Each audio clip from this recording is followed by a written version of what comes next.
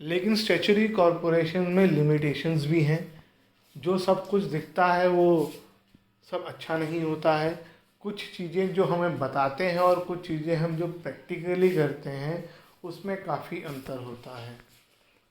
जैसे in reality a statutory corporation does not enjoy as much operational flexibility as stated above. जैसा हमने advantage में कहा, बार बार कहा कि भाई एक्ट के अकॉर्डिंग हो, जैसे चाहे काम करें, ऐसा नहीं होता है। उसमें बहुत सारे रूल्स एंड रेगुलेशन लगा दिए गए हैं।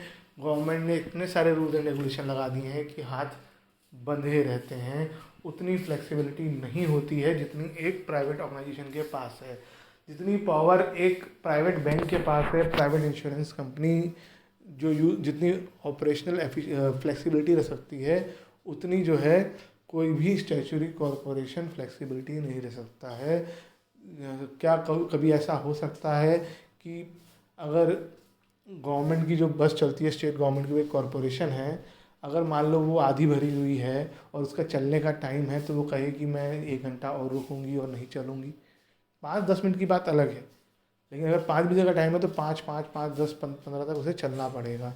प्राइवेट बस को आपने देखा होगा कि अगर आप कभी बैठे हो तो थोड़ा सा आगे जाके फिर रोक देती है, 2 कदम चल के फिर रोक देती है, ताकि बैठे हुए कस्टमर भी ना उतरें और नए नए कस्टमर भी आ जाएं। जब तक बस पूरी तरीके से भरती नहीं है, बल्कि ओवर क्राउडेड नहीं हो जाती, तब तक प्राइवेट बस तो चलती नहीं है। लेकिन यहाँ पर ऐसा नहीं है।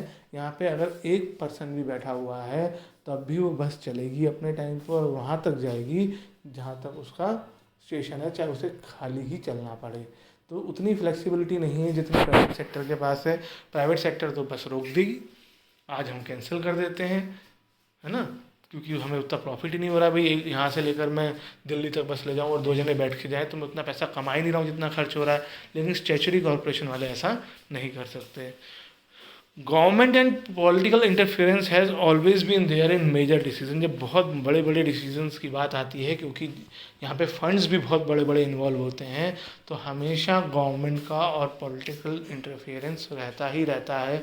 जो हम बार बार कह रहे हैं कि गवर्नमेंट यहाँ इंटरफेरेंस इतना नहीं करती है, ऑटोनोमस है, इंडिपेंडेंट है, ऐसा नहीं है। क्योंकि यहाँ पर पब्लिक फंड्स इन्वॉल्व हैं, पब्लिक इन्वॉल्व होती है और एट लास्ट गवर्नमेंट पे ही क्वेश्चन अराइज होता है। तो इस वजह से यहाँ पर गवर्नमेंट का इंटरफेरेंस रहता ही रहता है। मोस्टली गवर्नमेंट क्या करती है, इनके ऊपर एक पर्सन अपॉइंट कर देती है एज अ एडवाइज़र। एक मिनिस्ट्री का एक पर्सन अपॉइंट कर देती है और कहती है आपका एडवाइज़र है। एडवाइज़र पूरे ऑर्गेनाइजेशन को कंट्रोल करता है और उस पर चेक रखता है। Where there is dealing with public rampant corruption exist. अब क्योंकि पब्लिक से डीलिंग हो रही है तो फिर करप्शन यहाँ भी होता है। आपने देखा होगा कि रोडवेज़ में भी करप्शन हो सकता है। लोग कहीं अगर वहाँ पे प्रॉपर टाइम पे चेकिंग ना हो तो वो टिकट नहीं काटते हैं, पैसे ले लेते हैं। और अगर आप कभी बस में बैठ के गए होगे तो देखते होगे रास्ते में चेकिंग होती है और काउंट किया जाता है कि उतने ही टिकट काटे हैं नहीं काटे हैं जितने पर्सन बैठे हैं।